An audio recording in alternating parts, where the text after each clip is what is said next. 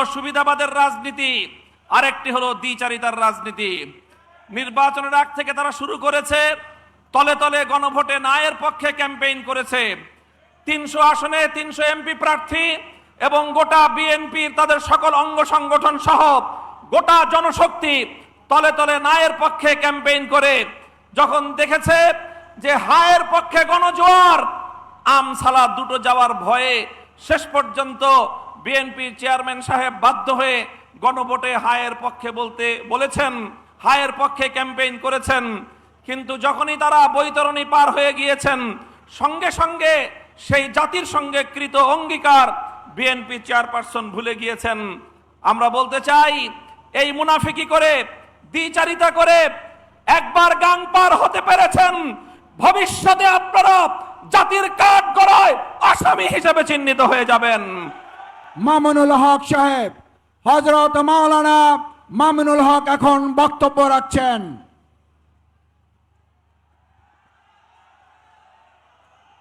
আসসালামু আলাইকুম ওয়া রাহমাতুল্লাহ।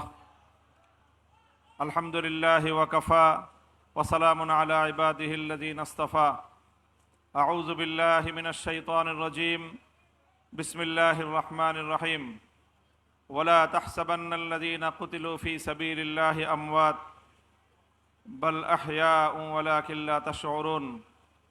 সাদাকাল্লাহুল আযীম। বাংলাদেশ জামায়াতে ইসলামীর উদ্যোগে আয়োজিত শহীদ পরিবার ও জুলাই যোদ্ধাদের জাতীয় সমাবেশে উপস্থিত সম্মানিত সভাপতি আমির জামাত ডক্টর শফিকুর রহমান সহ 11 দলীয় নেতৃবৃন্দ, বাংলাদেশ জামায়াতে ইসলামীর কেন্দ্রীয় নেতৃবৃন্দ, আমার সামনে উপস্থিত বাংলাদেশের আমার দৃষ্টিতে সবচেয়ে সম্মানিত শহীদ পরিবার এবং জুলাই যোদ্ধারা, আমি আপনাদের সকলের কাছে কৃতজ্ঞ ব্যক্তিগতভাবে এবং আমাদের অঙ্গন থেকে, ইসলামী অঙ্গন এবং আলেম সমাজের পক্ষ থেকে জুলাই শহীদ এবং জুলাই যোদ্ধাদের প্রতি আমরা কৃতজ্ঞ। এজন্য কৃতজ্ঞ, আপনারা জানেন যে 2021 সালে ভারতীয় আধিপত্যবাদের বিরুদ্ধে কথা বলতে গিয়ে 1,500-এর বেশি আলেম ওলামাদেরকে বিগত ফ্যাসিবাদী সরকার গ্রেফতার করেছিল। তার মধ্যে সবচেয়ে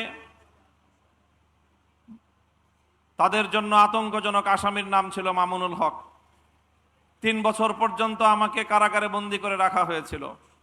2024 সালের 3রা মে মুক্তি পেয়েছিলাম, তবে সেটা ছিল শুধু বাহ্যিক মুক্তি।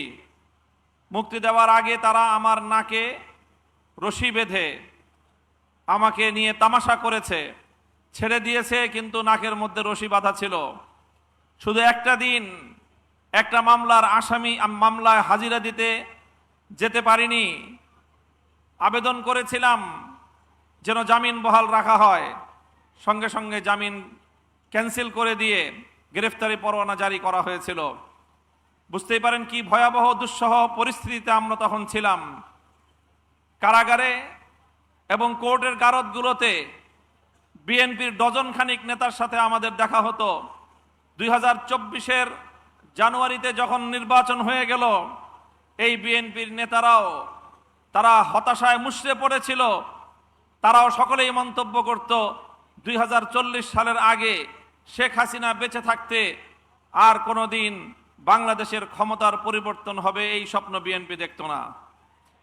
কিন্তু আজ 2024-এর জুলাই বিপ্লবের আমাদের বীর শহীদানরা রক্ত দিয়ে যে মুক্তি এনেছে, যেই স্বাধীনতা এনেছে, 5ই আগস্ট হঠাৎ করে বিএনপি সেই শহীদানদের প্রতি, স্কুল কলেজের কোমলমতি আমাদের বীর শহীদ সন্তানদের প্রতি শ্রদ্ধা জানানোর পর দিন থেকে জুলাই বিপ্লবের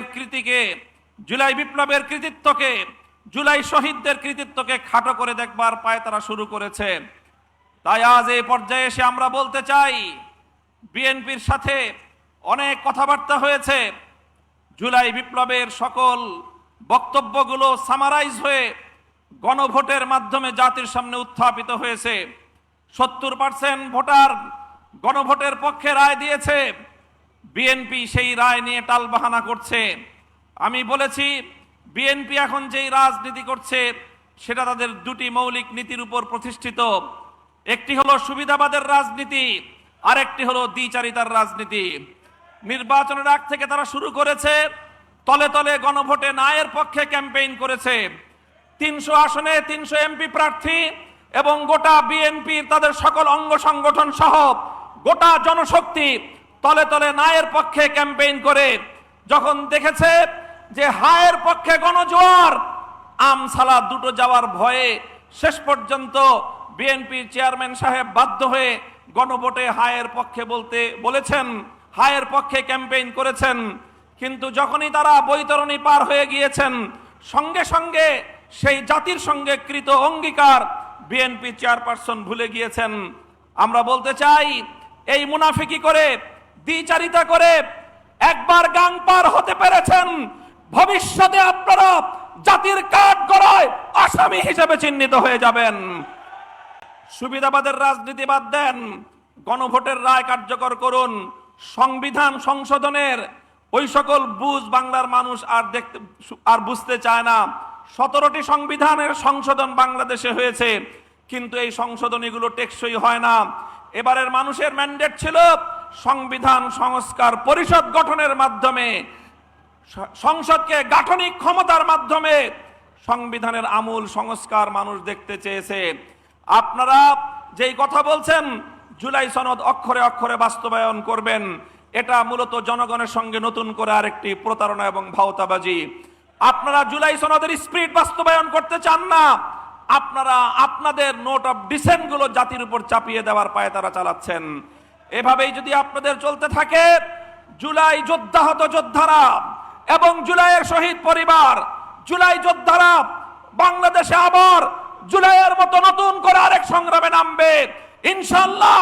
আমিও কথা দিচ্ছি, সেই সংগ্রামের সম্মুখ সারিতে আমরা বুক পেতে দিয়ে থাকবো।